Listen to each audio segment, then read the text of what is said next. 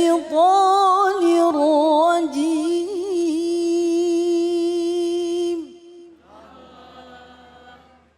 بسم الله الرحمن الرحيم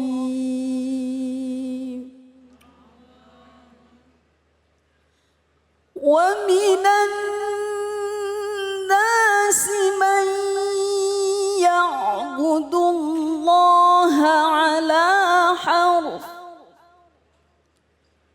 فإن أصابه خير اطمأن به وإن أصابته فتنة انقلب على وجهه خسر الدنيا والآخرة ذلك هو الخسران المبين صدق الله العظيم. Maha benar Allah dengan segala firman-Nya. Dan di antara manusia ada orang yang menyembah Allah dengan berada di tepi. Maka jika ia memperoleh kebajikan, tetaplah ia dalam keadaan itu. Dan jika ia ditimpa oleh satu bencana, berbaliklah ia ke belakang. Rugilah ia di dunia dan di akhirat. Yang demikian itu adalah kerugian yang nyata. Quran Surat Al-Hajj ayat 11. Untuk selanjutnya mari sama-sama kita dengarkan pemaparannya dari guru kita Ustadz Aib Saipullah. Tafadhol guru. Barakallahu fiik Ustadz Yoga, jazakumullah khairan katsira. Assalamualaikum warahmatullahi wabarakatuh. Waalaikumsalam warahmatullahi wabarakatuh. Alhamdulillahi rabbil alamin. Wassalatu wassalamu ala sayyidil mursalin. Sayyidina wa habibina wa syafi'ina wa qurrati a'yunina Sayyidina Muhammadin sallallahu alaihi wasallam wa ala alihi wa sahbihi wa man tabi'ahu bi ihsanin ila yaumiddin. Subhanaka la ilma lana illa ma 'allamtana innaka antal alimul hakim. Apa kabar ibu-ibu semua dan bapak-bapak semuanya, sehat? Alhamdulillah. Alhamdulillah. Ustadz Yoga sehat Ustadz? Alhamdulillah. Alhamdulillah. Mudah-mudahan kita semua selalu ridho Allah, dalam lindungan Allah dan dalam keberkahan dari Allah Subhanahu wa taala. Amin ya rabbal alamin. Ayat yang dibacakan oleh ustazah kita, qari'ah kita tadi, itu ada dalam surah Al-Hajj ayat ke-11. Ayat yang sangat agung, yang luar biasa. Ayat ini mengingatkan kita bahwa seorang muslim dan muslimah seyogianya tetap dekat dan kembali dengan Allah dalam semua waktu dan keadaan. Mau susah kita tetap dekat dengan Allah. Mau senang kita tetap dekat dengan Allah. Dalam semua waktu dan keadaan kita tetap kembali dan hanya dekat dengan Allah. Ayat ini Allah berfirman, wa minan nasi, dan di antara manusia. Kata para ulama ahli tafsir, minnya litab'id. Wa minan nas ay wa min ba'din nas, sebagian manusia. Man ya'budullah, ada yang menyembah kepada Allah ala harf.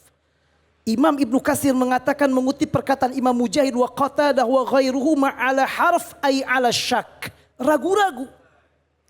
Imam Al-Qurtubi dalam tafsirnya Al-Jami' li Ahkamil Quran mengatakan ala harf ay ala wajhin wahidin, yakni an ya'budahu ala sarra'i duna dharra. Kata Imam Al-Qurtubi, dia menyembah kepada Allah, dia dekat dengan Allah, dia kembali kepada Allah, dia senantiasa besar dengan Allah hanya ketika dia senang, hanya ketika suaminya ada, hanya ketika hartanya melimpah, hanya ketika kesehatannya ada. Namun ketika dia ditimpa kesusahan, namun ketika ditimpa sakit, dia jauh dengan Allah. Allah singgung dalam ayat ini, jangan seperti itu.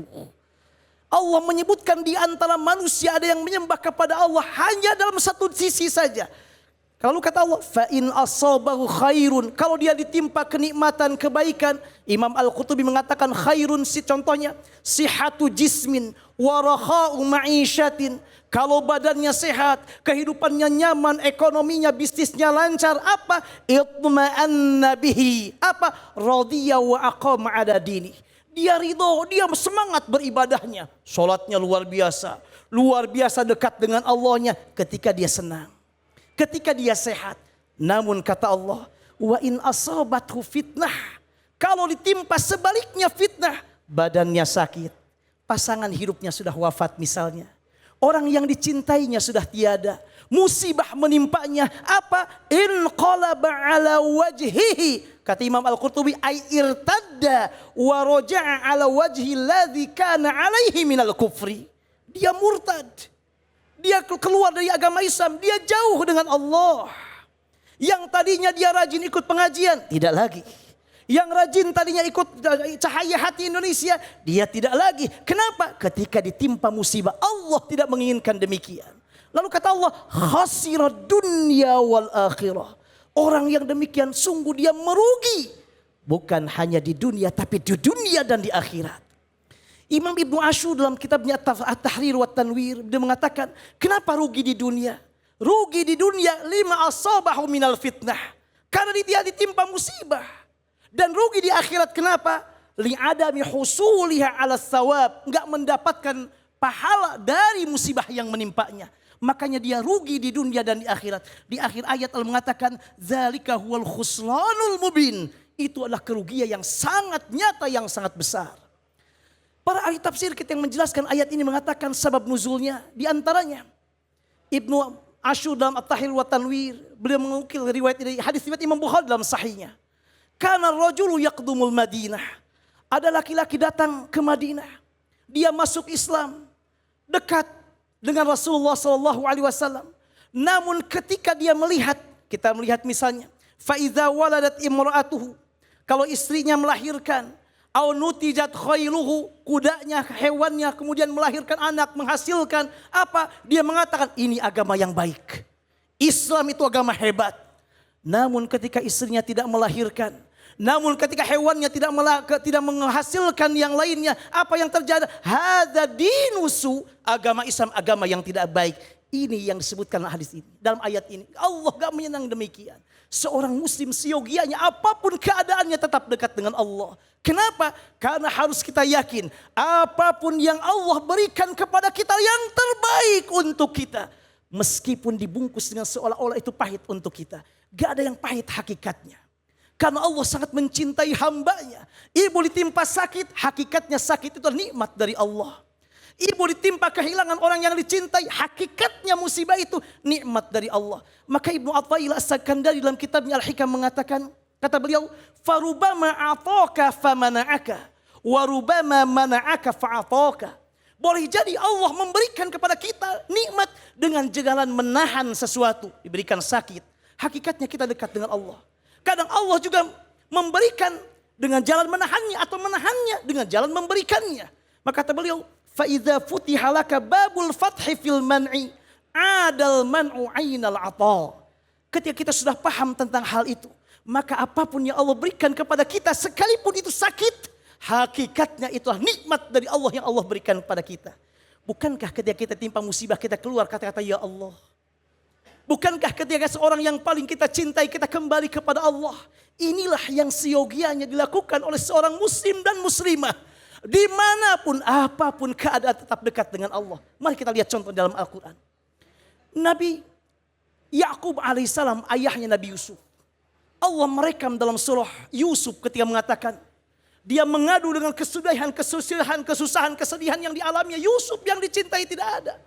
Kakak dan adik berantem, hasad satu sama lain, sedih orang tuanya. Apa yang disampaikan dalam keadaan susah ini Nabi Ya'qub?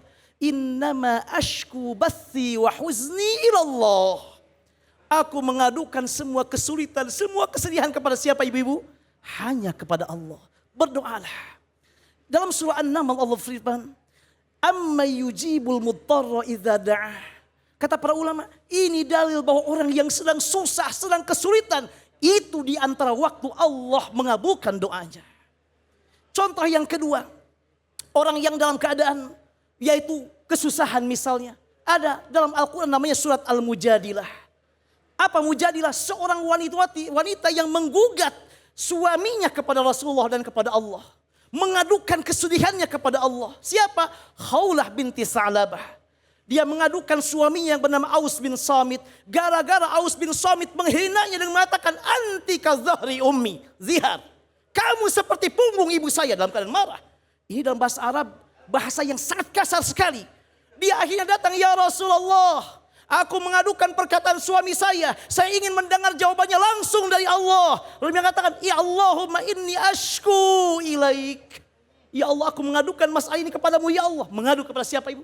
Allah. Turunlah firman Allah, qad sami'allahu qawla allati tujadiluka fi zawjiha wa tashtaki ila Allah wallahu yasma'u tahawurakuma. Turun surat Al-Mujadilah. Dalam keadaan senang pun demikian, kita lihat contohnya siapa? Nabi Sulaiman alaihissalam. Ketika datang singgasana dari Yaman, di depan beliau dalam surah An-Naml, falamma ra'ahu mustaqirran indahu qala hadza min fadli rabbi liyabluwani aashkuru am akfur. Ketika singgasana sudah datang berkat Asif bin Barkhiyah. Ada informasi sedikit. Bapak Ibu sering mendengar orang Sunda namanya Asep. Asep itu banyak orang Sunda, kenapa? Hemat saya yakin insya Allah. Yaitu mengambil dari seorang laki-laki yang bisa memindahkan singgasana Ratu Bilqis dari Yaman ke Palestina dalam waktu sehitungan kedipan mata Nabi Sulaiman. Namanya Asif bin Barkhiyah kata ulama. Asif bin Barkhiyah dengan sod datang ke lidah Sunda menjadi Asep. Asep. Ditasgir lagi menjadi Aep. Saya yakin dari sana. Ketika sudah sampai apa kata Nabi Sulaiman? Nikmat, dia bahagia. Dia kembali kepada Allah. Ini semua karunia dari Allah. Untuk menguji aku. Apakah aku termasuk orang yang bersyukur atau orang yang kufur dengan nikmat ini. Maka jangan lupa. Apapun keadaan yang Allah berikan kepada kita, semuanya nikmat dari Allah. Semua al-man'u minallah huwa ainul ata, kata para ulama. Kata Ibnu Athaillah Sakandari dan ulama yang lainnya. Maka itulah mudah-mudahan kita selalu bahagia, dekat dengan dan kembali kepada Allah. Apapun keadaan yang menimpa kita, alhamdulillah, tsumma alhamdulillah, tsumma alhamdulillah, wallahu a'lam bissawab. Alhamdulillah. Ibu jadi semakin terpesona sampai segmen ini ya. Tadi segmen pertama, segmen kedua sampai segmen ini semuanya berapi-api dan banyak ilmu yang ditabur oleh guru-guru kita. Mudah-mudahan ini bermanfaat dan bisa diamalkan dalam kehidupan kita sehari-hari. Ada yang ingin bertanya? Acungin tangannya yang mau bertanya baru saya tunjuk. Ayo, pada semangat semuanya. Silakan ibu yang mau bertanya dengan ibu siapa dari mana? Assalamualaikum warahmatullahi wabarakatuh. Waalaikumsalam warahmatullahi wabarakatuh. Saya Ibu Arsileni dari Majelis Taklim Al-Ikhlas RT 2 RW 5 Pancormas Depok. Pertanyaannya? Saya mau bertanya Pak Ustadz, bagaimana caranya menghadapi sabar dengan ikhlas? Kita kan berumah tangga, bermasyarakat, punya anak segala macam dengan permasalahannya ya Pak Ustadz. Bagaimana cara menghadapinya, mungkin dengan suami yang bermasalah dengan pekerjaannya, dengan anak yang mungkin susah untuk diajak ibadah, sholat mungkin, belajar dan lain sebagainya. Dengan tetangga yang mungkin ada aja lah masalahnya gitu. Kayaknya bagaimana ibu caranya? banyakan masalah ini mah. Sama tetangga, sama suami, sama anak. Ya terus pertanyaannya apa ibu? Ya gimana caranya menghadapi sabar, pokoknya harus sabar dengan ikhlas ya, menghadapi segala macam tetek bengeknya. Ya biar Itu sabar aja ya deh, Bu Pak Ustadz, ya. Ya, banyak masalah kayaknya ibu ya. Baik Ustadz silakan. Terima kasih Pak Ustadz. Baik. Mohon jawabannya. Iya, ini mau Assalamualaikum warahmatullahi wabarakatuh. Waalaikumsalam warahmatullahi wabarakatuh. Curhatan ibu-ibu Ustadz. sekali. Banyak masalah. Iya. Mohon maaf, semuanya juga pasti punya masalah. Tafadhol Ustadz. Barakallahu fik ibu. Subhanallah, pertanyaan sangat bagus sekali. Satu hal yang harus kita tanamkan. Selama kita hidup di dunia, tidak ada satupun manusia bagaimanapun kesolehannya kecuali pasti dia mendapatkan ujian dan cobaan. Hanya bentuknya yang berbeda-beda. Ada yang diuji keluarganya, ada yang keluarganya damai, kesehatan badannya. Badannya gak ada masalah, anaknya gak ada masalah, pasangannya gak ada masalah. Masalah dengan mertuanya. Dengan mertua gak ada masalah, dengan temannya. Gak ada masalah semuanya, ekonominya. Maka Allah ketika menjelaskan surat Al-Mulk, Allazi khalaqal mauta wal hayata liyabluwakum ayyukum ahsanu amala. Hidup mati saja itu adalah bagian daripada ujian dari Allah. Dalam Al-Baqarah, وَلَنَبْلُوَنَّكُمْ بِشَيْءٍ مِّنَ الْخَوْفِ وَالْجُوعِ وَنَقْصٍ مِّنَ الْأَمْوَالِ وَالْأَنفُسِ وَالثَّمَرَاتِ وَبَشِّرِ الصَّابِرِينَ الَّذِينَ إِذَا أَصَابَتْهُم مُّصِيبَةٌ قَالُوا إِنَّا لِلَّهِ وَإِنَّا إِلَيْهِ راجعون. Jadi jangan berpikir kalau ibu misalnya ada masalah dengan suami, saya ingin cerai. Cerai dengan suami, masalahnya tidak akan selesai, bahkan masalahnya makin besar. Gak mungkin kita lepas dari masalah. Maka satu yang kita tanamkan, masalah pasti terjadi. Yang kedua, masalah dari Allah, insya Allah bagian nikmat untuk kita. Kenapa? Karena kalau kita bisa menghadapinya dengan kembali kepada Allah. Saya yakin Allah tidak mungkin memberikan masalah kecuali satu, menurut kemampuan kita. Gak mungkin Allah memberikan masalah yang kita gak bisa menghadapinya, pasti bisa menghadapinya. Yang kedua, wujud Allah sayang pada kita. Dalam sebuah hadis sahih Rasul mengatakan, Inna Allah iza ahabba qawman ibtalahum. Allah kalau mencintai seseorang, Allah mengujinya. Bahkan kata Rasulullah, yang paling besar ujiannya, musibahnya bukan Anda, tapi para nabi, rasul paling besar ujiannya. Badan beliau, keluarga beliau, di antara putri beliau ada yang sedang hamil, Sayyidah Zainab ditusuk oleh musyrikin Mekah. Ketika beliau masih kecil, ayahnya sudah wafat, gak tahu, masih dalam perut ibunya. 6 tahun ibunya meninggal, 8 tahun kakek wafat. Terus hidup beliau datang di Mekah, di embargo, ke Madinah, kemudian menghadapi Yahudi, semuanya.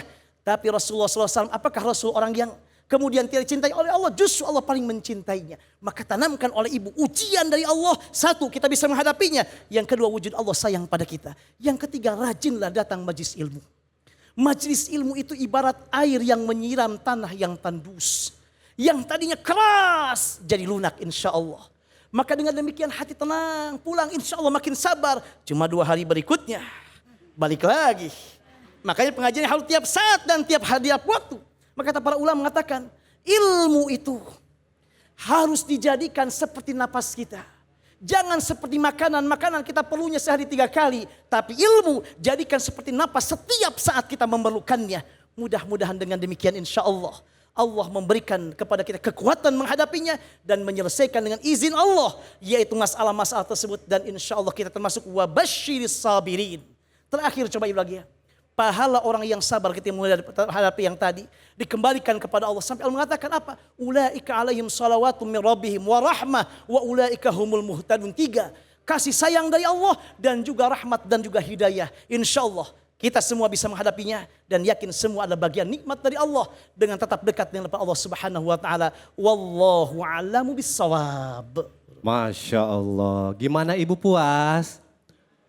Insya Allah. Alhamdulillah. Jadi salah satunya supaya nggak banyak masalah, ibu sering-sering datang ke pengajian. Minimal terhindar dari yang nagih kreditan. Ya orang yang nggak ada kan lagi ngaji ya.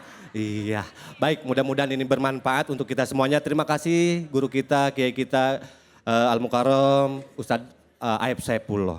Dan tentunya setelah yang satu ini, pemirsa yang ada di rumah jangan kemana-mana. Ini lebih seru lagi karena yang akan dibahas di segmen berikutnya adalah salat dan sabar kunci melewati cobaan. Insya Allah bersama guru kita Ustadz Iksan Syakban. Mudah-mudahan ini bermanfaat, jangan kemana-mana, tetap di Cahaya Hati Indonesia. يا حبيبي يا حبيبي يا حبيبي